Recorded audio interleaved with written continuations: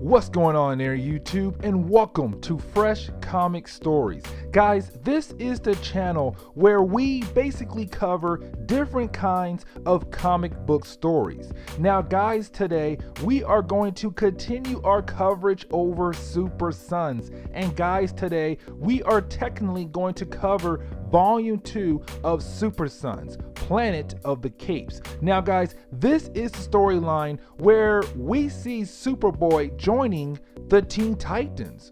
And guys, this is honestly a pretty cool storyline right here because it's Superboy possibly joining the Teen Titans. Now guys, I do hope you enjoyed this video, and if you do, well guys, please hit that like button and also subscribe for more comic book stories in the near future. And also, if you have any suggestions, well, let me know in the comments below on what storylines you guys want me to cover on this channel. But anyways guys, let's go ahead and jump into Super Sons Volume 2. I do hope you enjoy. Now guys, when it comes to Super Sons Volume 2, our story does start off with Superboy getting dressed and getting ready to go on parole.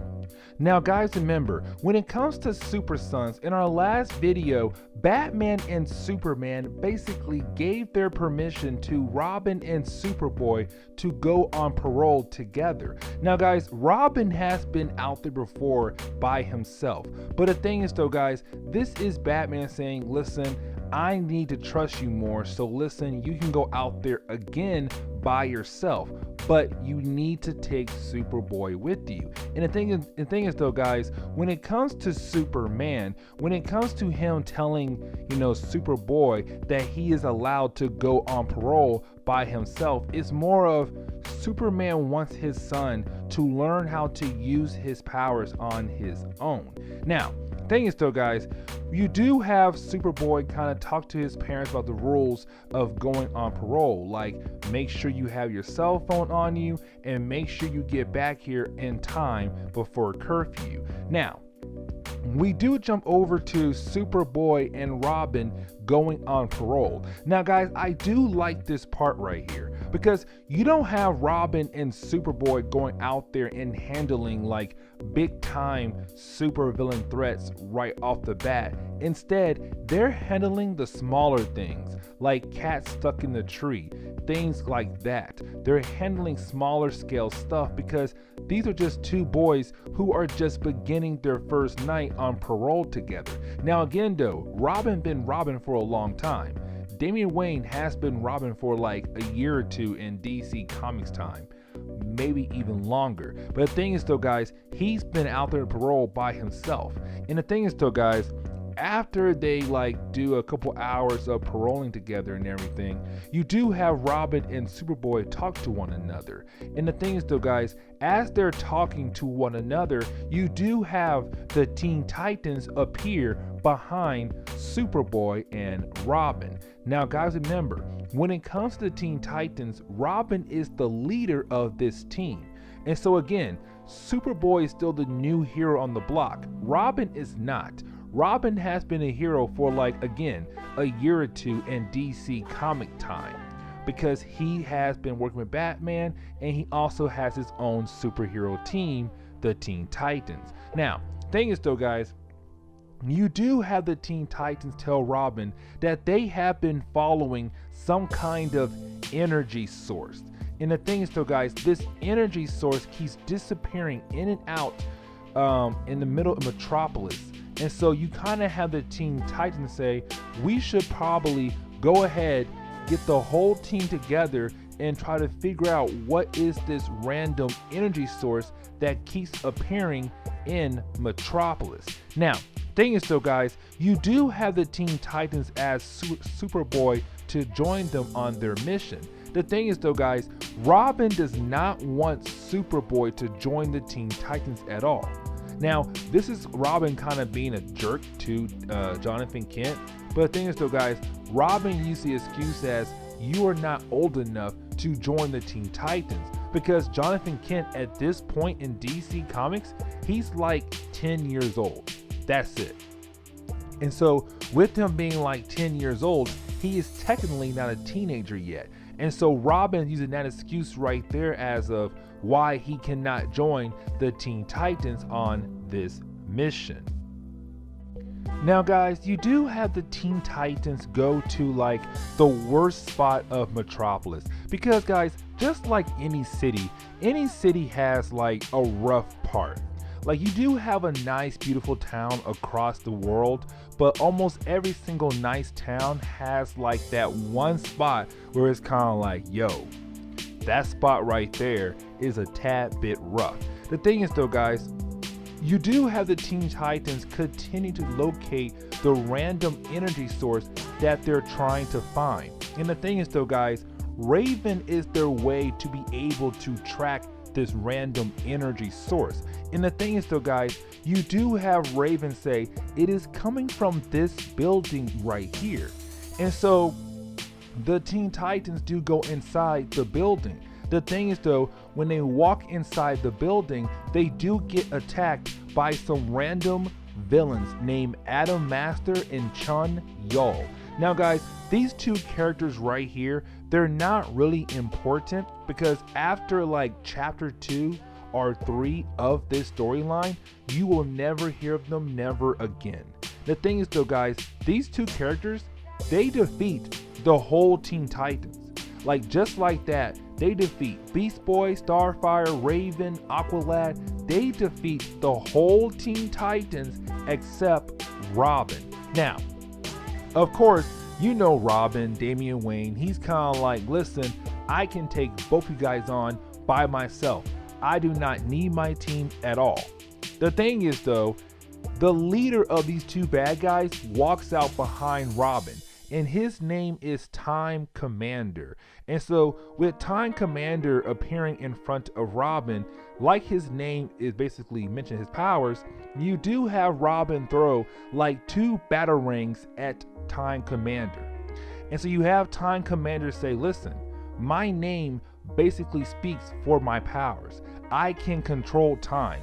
And so he turns the batarangs into rusty batarangs that just fall out of the sky, because they lost their durability to fly through the air to go towards a target. And so you have Time Commander kind of like, listen man, you're messing with the big leagues. There's no way you'll be able to defeat me and my crew of super villains. Now, we do jump back over to Jonathan Kent. And the thing is though guys, Jonathan Kent went back home after the Teen Titans left him behind. The thing is though, while he's at home watching TV, or actually asleep on the couch, but the thing is though, he is waken up by Robin and the Teen Titans, because again, they got their butt kicked. The thing is though, Time Commander made Robin an example of what he can do with his powers. And what I mean is that Time Commander turned Robin into an old man.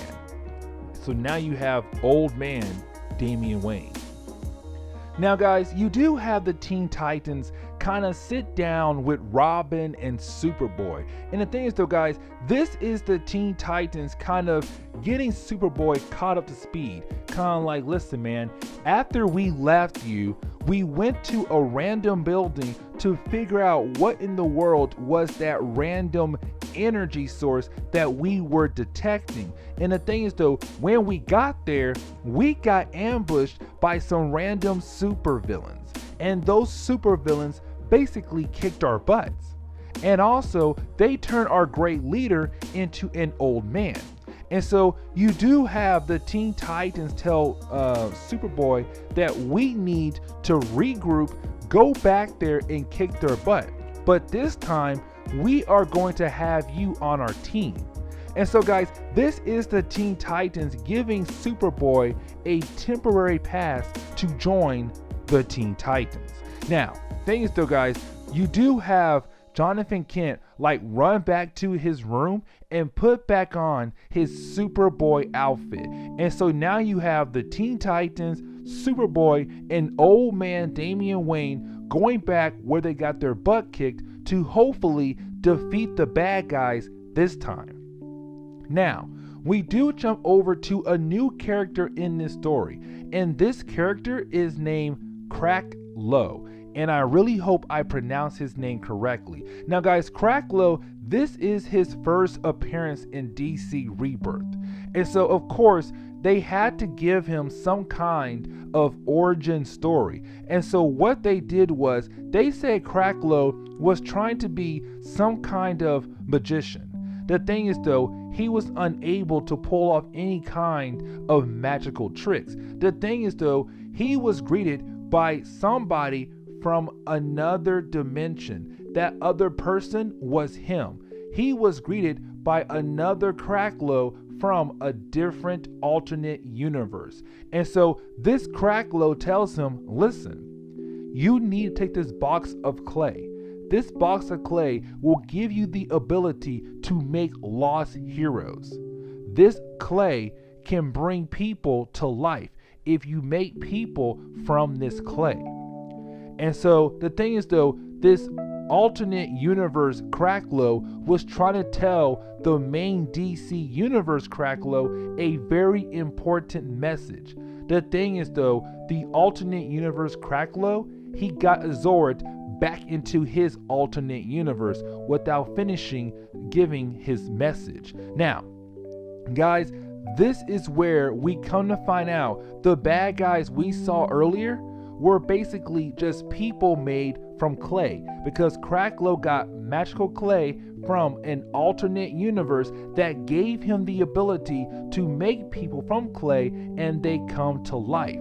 And the reason why we find out in this chapter right here is because when the Teen Titans go back to the place they got their butt kicked at, they are greeted by Crack Lowe saying, listen, my minions, protect me from the Teen Titans. Now, of course, you do have DC give us like a few pages of the Teen Titans fighting against these clay characters and everything. And of course, the Teen Titans are able to defeat the clay creatures very easily this time because, of course, they do have Superboy on their team. Now, the thing is though, after the Teen Titans, Superboy, and Robin defeat the clay creatures, they all just fall apart because they are made from clay. And so when Superboy knocked out Crack Lowe, that basically cut off the connection to these clay creatures.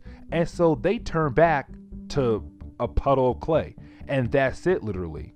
Now we do jump forward in time, and we do pick up with the Teen Titans basically about to leave the fight scene because they finished their mission. They were able to defeat Crack Lowe and his clay minions. Now, after the Teen Titans leave, you do have Robin and Superboy kind of stay behind to gather different samples of clay to figure out how in the world was this man able to bring people from life from clay. And so while Robin and Superboy are trying to gather samples of the clay that they fought against earlier in the storyline, out of nowhere, a portal does open behind Robin and Superboy, and two mechanical arms just pop out of the hole, grabbing both Robin and Superboy.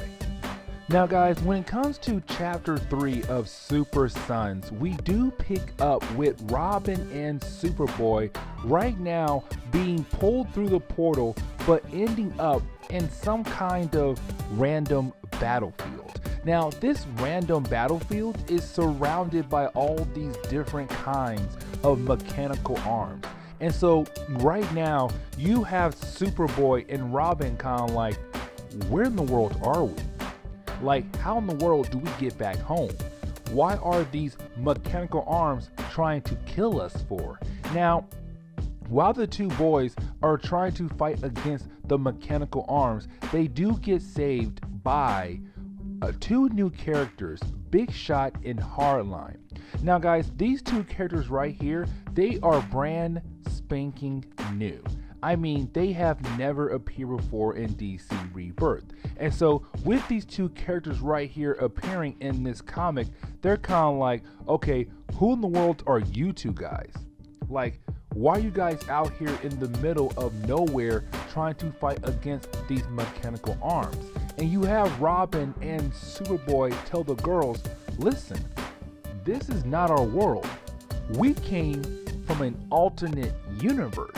Now, you do have the two girls save the Super Sons, and you do have the two girls kind of give the Super Sons the origin of this alternate universe. And you have the two girls say, this world is not called Earth. It has a different name, and guys, I cannot pronounce it. But the thing is though, you do have the two girls say, listen, this world was full of superheroes. But the thing is though, out of nowhere, this living planet appeared next to our home world. And that living planet basically swallowed up our world, but it killed off every single hero on this planet. This whole world had millions of people who were superheroes, and they all died thanks to this random living planet. Now guys, I cannot also pronounce this living planet's name, but the thing is though, you have the two girls saying, right now, there's only a few of us left. There's only a few of us left who are trying to somehow defeat this living planet. Now, you do have Robin kind of question the girls like, okay, how are y'all able to survive on this living planet? Like, how did you guys get away when all the other heroes died? And you have the girls say, listen, even though all the other heroes died, we were saved by one person, and his name was Cracklow. Now, right off the bat, you have Robin say, wait a second, you're telling me that in this universe, your Cracklow was a good guy? And you have the girl say, yes, what do you mean? And you have Robin and Superboy tell the girls in their universe, Cracklow was a bad guy. He was able to make clay figures come to life. But you have the girls saying, our Cracklow could do the same thing. He was able to basically bring people to life from his clay.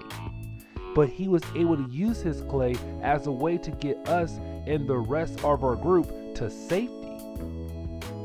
And so after the girls and the Super Sons get to a safe place, you do have Robin and Superboy kind of sit down and talk to one another. And the thing is though, you do have Superboy say, I think our Cracklow was given the clay from this universe to help this universe out. And so you have Superboy tell Robin, listen, the girls here are saying their Cracklow was a good guy.